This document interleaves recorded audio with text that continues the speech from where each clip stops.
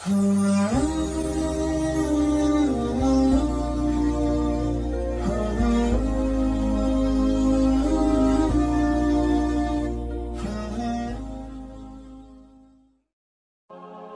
Islamic videos کے لیے ہمارے چینل حقیقت اسلام کو سبسکرائب کریں۔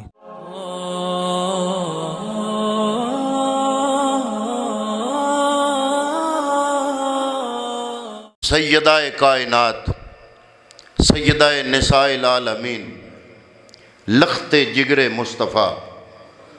نور دید مصطفیٰ، جناب سیدہ فاطمہ الزہرا سلام اللہ علیہا، آپ کی گود میں اللہ رب العزت نے ایک ایسا نور بھیجا کہ جو نور زہرا کی گود میں آیا اور اس نور نے مصطفیٰ کی اس امت میں اپنے حصے کی ایسی روشنی کی کہ اگر وہ روشنی نہ کرتے تو شاید آج امت اندھیروں میں بھٹک رہی ہوتی۔ اور سیدہ زہرا کی ساری اولاد میں سے سب سے پہلے جناب سیدہ زہرا کی لا شریک محبت، جس میں کوئی اور شریک نہیں تھا، وہ حاصل کرنے کی سعادت اس ہستی کو نصیب ہوئی جو 15 رمضان المبارک کو زہرا کی گود میں آئی۔ نانا جان کا سب سے پہلا پیار بلا شرکت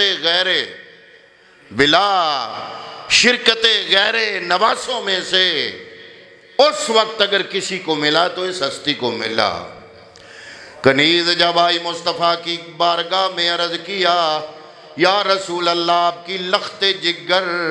نور نظر، سیدہ عالمین، سیدہ نساء العالمین، جنتی عورتوں کی سردارہ جناب سیدہ طیبہ طاہرہ زہرا سلام اللہ علیہا، آپ کی گود میں ایک بچہ آیا ہے۔ حضور نبی کریم صلی اللہ علیہ وسلم کشاں کشاں آپ چلتے ہوئے اپنی لخت جگر فاطمہ الزہرا کی گھر میں آئے۔ حضرات محترم نو مولود جو کہ سفید رنگ کے کمبل میں ملبوس تھے، ان کو اٹھایا۔ آنے والے کو دنیا میں جو پہلی گود نصیب ہوئی وہ نبیوں کے امام کی نصیب ہوئی۔ ہم جناب سیدنا صدیق اکبر کو کیوں مانتے ہیں، عمر فاروق کو کیوں مانتے ہیں، عثمان غنی کو کیوں مانتے ہیں؟ اس لیے کہ ان کی نسبت مصطفیٰ کے ساتھ ہے۔ تو وہ ہستی جو لخت جگر مصطفیٰ کی اولاد ہو، سیدہ زہرا کی گود میں آئے، اور جس ہستی کو پہلی گود نبیوں کے امام کی نصیب ہو، ابو بکر کو اس لیے مانتے ہیں کہ صحابی رسول ہے، نبی کے ساتھ بڑی قربت ہے، اور یہ ہستی جو 15 رمضان کو زہرا کی گود میں آئی، اس کو پہلی گود ہی مصطفیٰ کی اپنی نصیب ہوئی۔ حضور نبی کریم صلی اللہ تعالیٰ علیہ وسلم نے، اذان والے نبی نے خود اس نو مولود کے کانوں میں اذان کہی، اور حضرات محترم دنیا میں بچے بڑے بڑے آئے، بڑے بڑے بادشاہ ہوئے، بڑے بڑے اعلیٰ عہدوں پہ فائز ہوئے، اعلیٰ خاندانوں میں آئے، لیکن یہ بچہ جب زہرا کی گود میں آیا، ان تمام دنیا کے بچوں کو گڑتی اور ملی، اس بچے کو جو گڑتی ملی وہ کائنات کے کسی خاندان میں آنے والے بچے کو نصیب نہیں ہوئی۔ حضرات محترم جس نبی کے پائے اقدس میں ڈالے ہوئے نالین مقدس عرش سے اعلیٰ ہوں، اس مصطفیٰ کے لعاب کی عظمت کا کیا عالم ہوگا، اور کتنا خوش نصیب ہوگا وہ بچہ جس کو اس دنیا میں آتے ہی دنیا کی کوئی اور چیز نصیب نہیں ہوئی بلکہ مصطفیٰ کا وہ لعاب نصیب ہوا جو کڑوے کنویں میں جائے تو میٹھا بن جائے، علی کی آنکھوں میں جائے تو عشوب چشم دور ہو جائے، صدیق اکبر کی ایڑی پہ لگے تو کیا ہو، آپ کے زہر کا اثر کافور ہو جائے، سانپ کے زہر کا اثر ختم ہو جائے، جو جابر کی ہانڈی میں جائے سارا مدینہ کھانا کھا جائے، پھر بھی جابر کی ہانڈی میں کمی نہ آئے۔ ذرا اندازہ لگاؤ زہرا کی گود میں آنے والے بچے کو اس دنیا کے اندر جو پہلی غذا نصیب ہوئی وہ جناب محمد عربی کا لعاب دہن مبارک ہے۔ اتنا مقام، اور صحابہ کرام رضوان اللہ تعالیٰ علیہ مجمعین نے گواہیاں پیش کی جن میں جناب سیدنا صدیق اکبر کا نام بڑا واضح ہے، اور اس کے علاوہ حضرات محترمہ اور بھی کئی صحابہ کرام، حضرت عمر فاروق کا نام نمایاں ہے، ام المومنین عائشہ صدیقہ رضی اللہ تعالیٰ عنہ آپ کا نام نمایاں ہے۔ ام المومنین ایک روایت فرماتی ہیں کہ نبیوں کے امام کا چلنا پھرنا، اٹھنا بیٹھنا، گفتگو کا انداز، شکل شباہت دو بندوں میں جتنی مجھے محسوس ہوئی اتنی کسی اور میں محسوس نہیں ہوئی۔ یہ گواہی کون دے رہا ہے؟ ام المومنین حضرت سیدہ عائشہ صدیقہ۔ آپ فرماتی ہیں کہ محبوب کریم کی شکل شباہت ہو، آپ کے چلنے کا لہجہ یا انداز ہو، آپ کی گفتگو کا انداز ہو، آپ کی گفتگو کا اتار چڑھاؤ لہجہ انداز ہو۔ آپ فرماتی ہیں دو بندوں میں مجھے بڑا واضح نظر آیا، ایک مصطفیٰ کی بیٹی زہرا میں، دوسرا زہرا کے بیٹے امام حسن میں۔ اللہ حضرت نے بھی تو یہی کہا، ایک سینے تک مشابہ۔ صحابہ کرام نے گواہی پیش کی۔ ایک ہیں صحابی عاصم، وہ کہتے ہیں کہ حضرت ابو ہریرہ کی روایت ہے، وہ کہتے ہیں کہ یہ روایت ہے مسند احمد شریف میں، حدیث کا نمبر ہے 7862، اور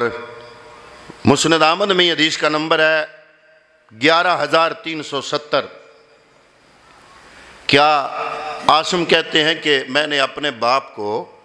صبح اٹھ کے بتایا کہ رات کو خواب آیا، مجھے مصطفیٰ کریم صلی اللہ علیہ وسلم ملے۔ اب باپ کہتا ہے تم نے تو انہیں دیکھا نہیں، تم ان کے وصال کے بعد پیدا ہوئے، تمہیں کیسے پتا چلا کہ یہ رسول اللہ صلی اللہ علیہ وسلم ہے؟ عاصم فرماتے ہیں کہ میں نے جو خواب میں مصطفیٰ کو دیکھا، اس حدیث کا جو ابتدائی حصہ ہے حضرت ابو ہریرہ فرماتے ہیں کہ نبی کریم نے فرمایا جس نے خواب میں مجھے دیکھا اس نے مجھے ہی دیکھا۔ یہ حدیث پاک، اسی حدیث پاک جو میں پیش کر رہا ہوں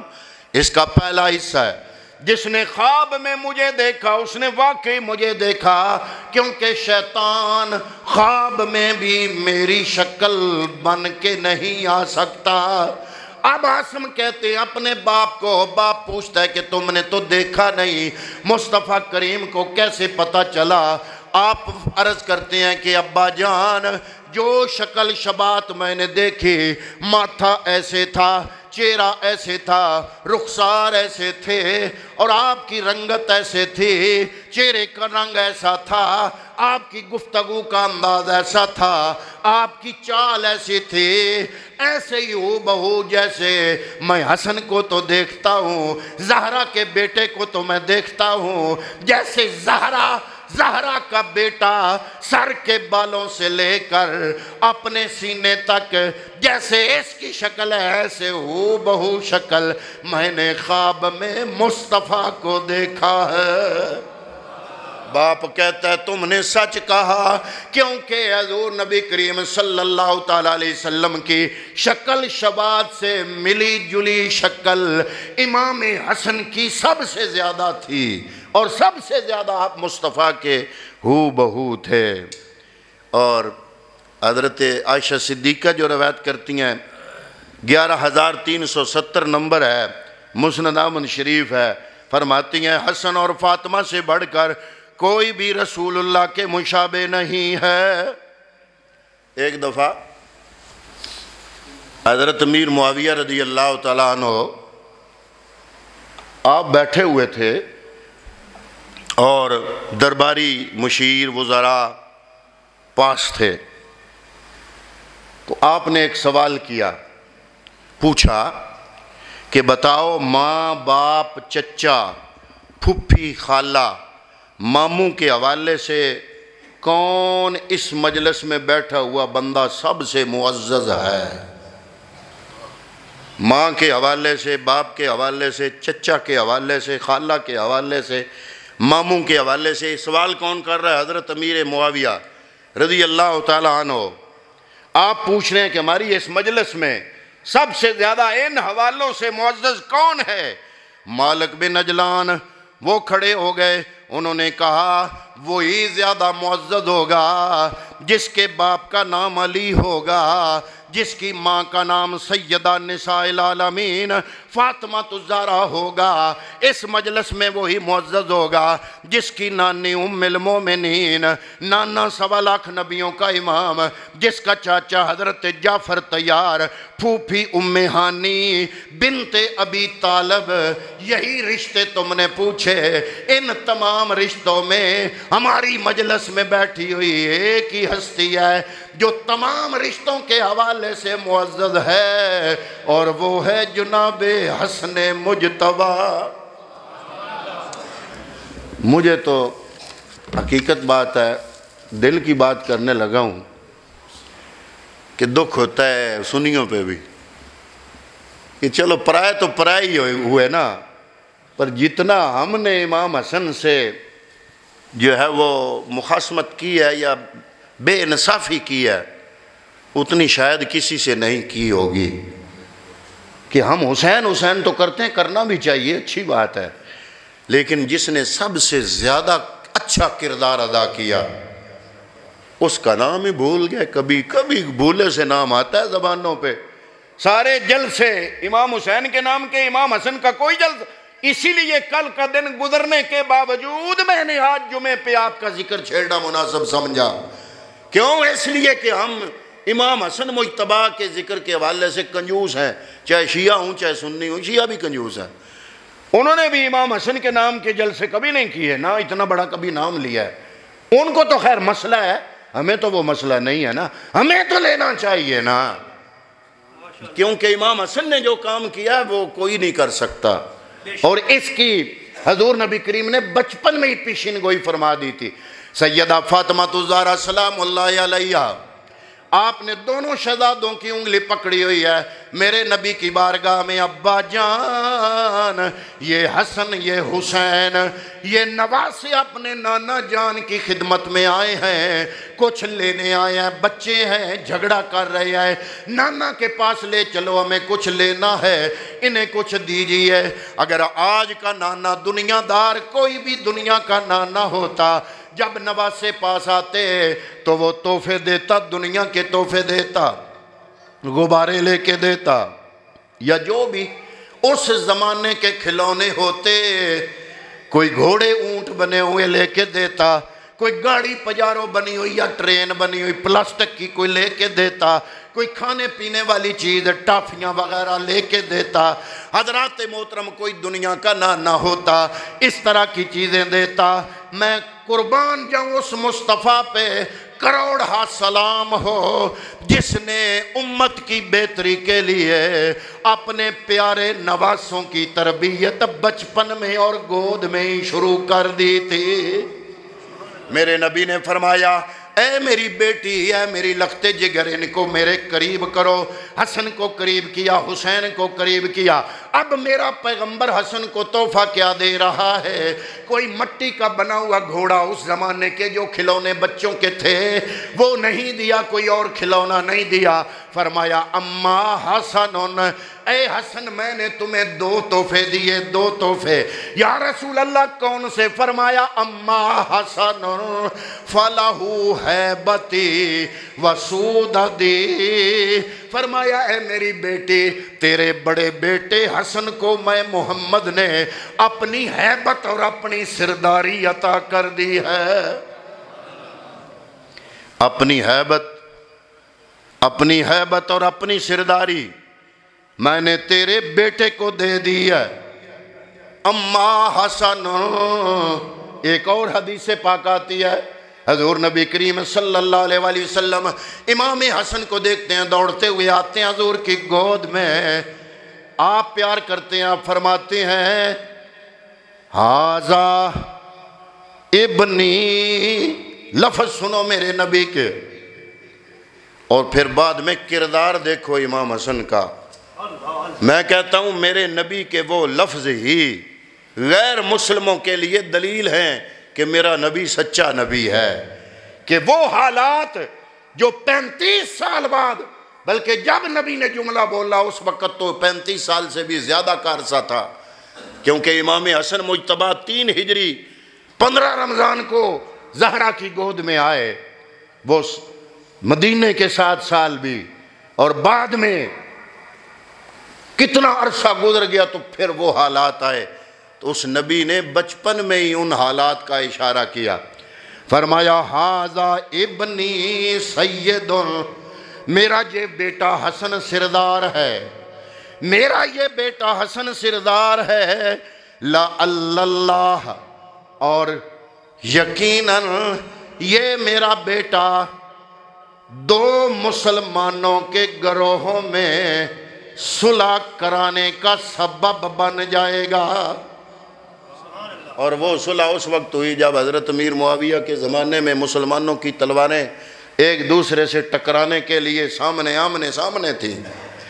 حضرت امام حسن فرماتے ہیں میں نے سوچا کہ خلافت، اگر مجھے خلافت تو آپ کو مل گئی مولا علی کی شہادت کے بعد، سارا عرب اس خلافت میں،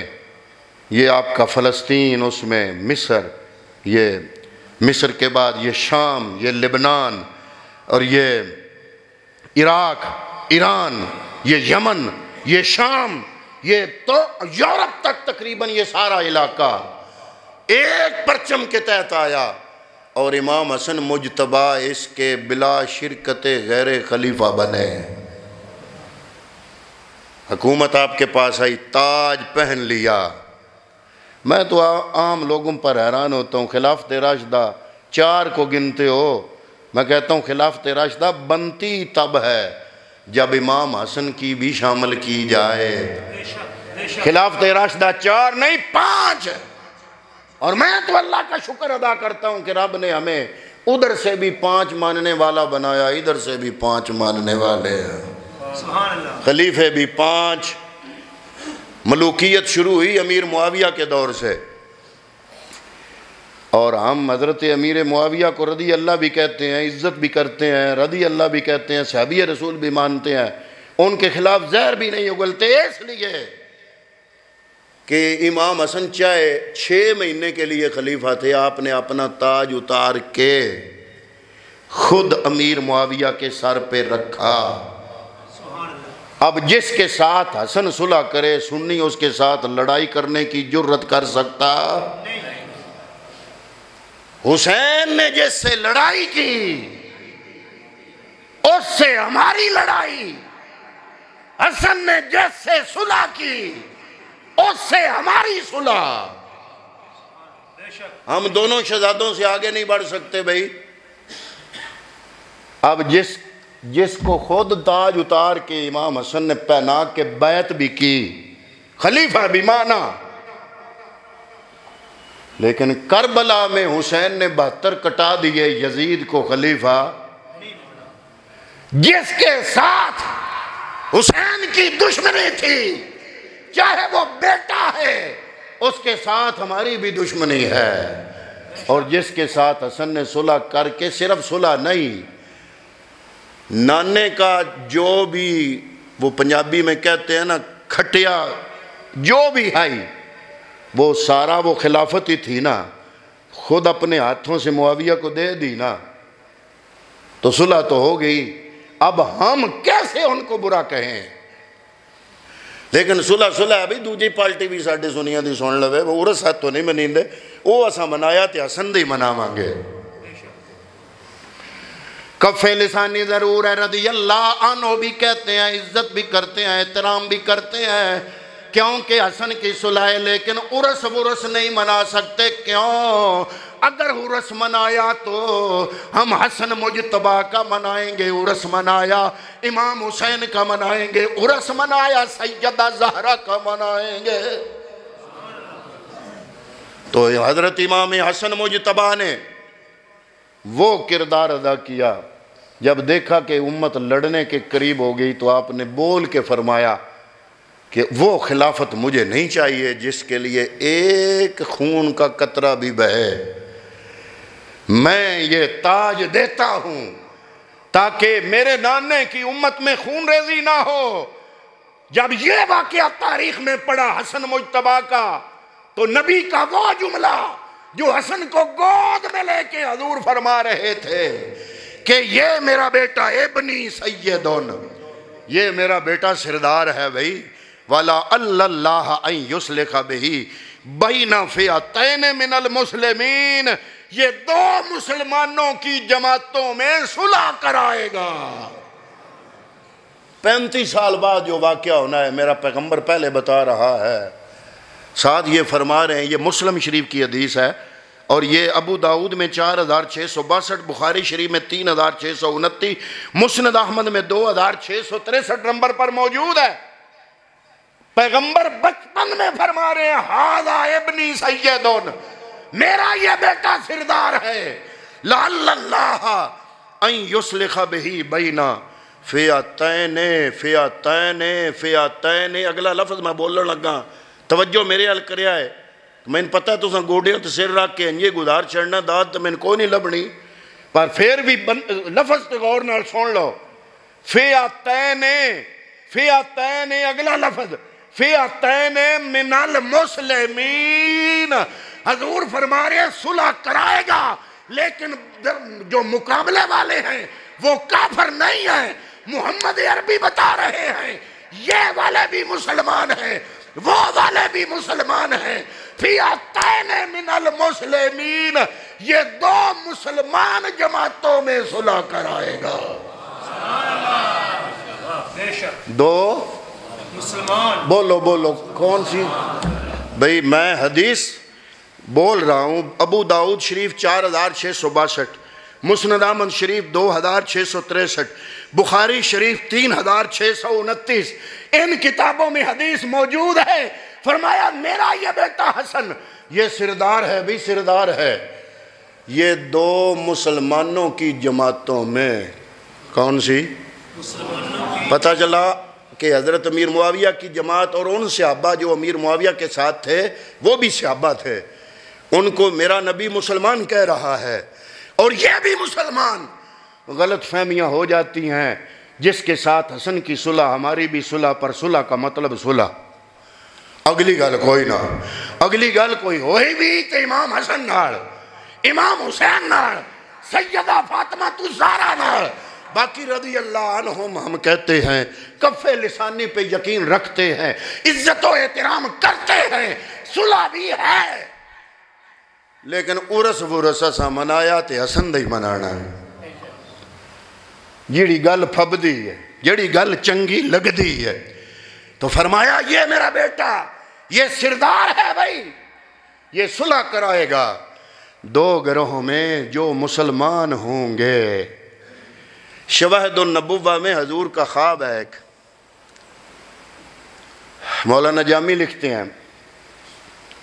حضور کا خواب اب بزرگوں کی بات میں آپ کو پہنچا رہا ہوں میں اپنی بات نہیں کر رہا کہتے ہیں حضور کو خواب آیا کہ حضور کے منبر پر بنو امیہ کے بادشاہ یگے بعد دیگرے آ کے حضور کے منبر پر اچھل رہے ہیں حضور جب بیدار ہوئے تو پریشان تھے اللہ نے اِنَّا آتَيْنَا کَلْ کوثر نازل فرما دی اور ساتھ شواہد النبوہ والے لکھتے ہیں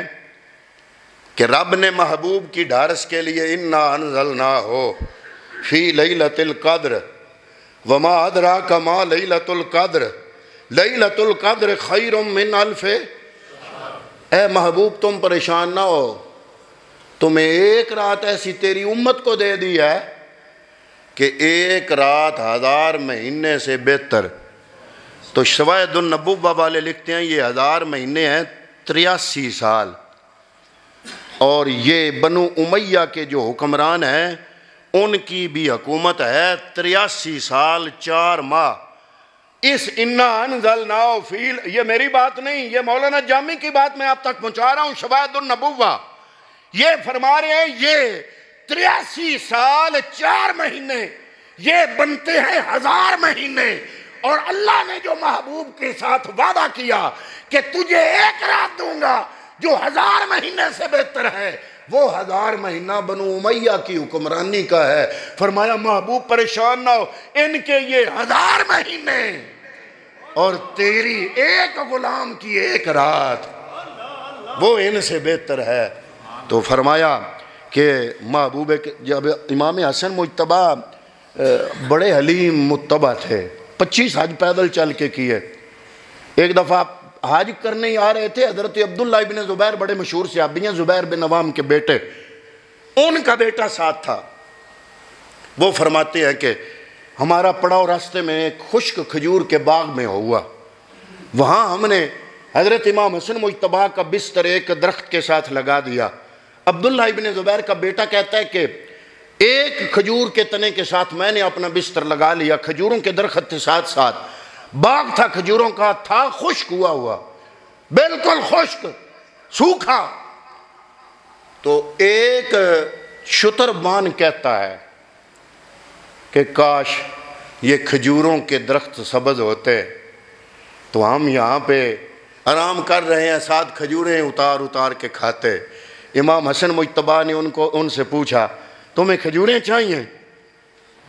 اب یہ کسی عام بندے کی بات نہیں، یہ عبداللہ ابن زبیر کے بیٹا ساتھ ہے، وہ بتا رہا ہے تمہیں کھجوریں چاہیے؟ انہوں نے کہا ہو جائیں تو بہتر ہے۔ آپ نے کچھ پڑھا، پھر 1 منٹ کے لیے دعا کی، ابھی ہاتھ اپنے چہرے پہ نہیں آئے تھے، ہم نے دیکھا کہ وہی تنا ہمارے دیکھتے دیکھتے سرسبز ہو گیا، ساتھ خوشے لگ گئے، خوشے لٹکنے لگ گئے۔ شتربان بولا واللہ یہ تو جادو ہے۔ عبداللہ ابن زبیر نے کہا اور خبردار، یہ جادو نہیں، یہ زہرا کے بیٹے کی روحانیت کی پہنچ ہے۔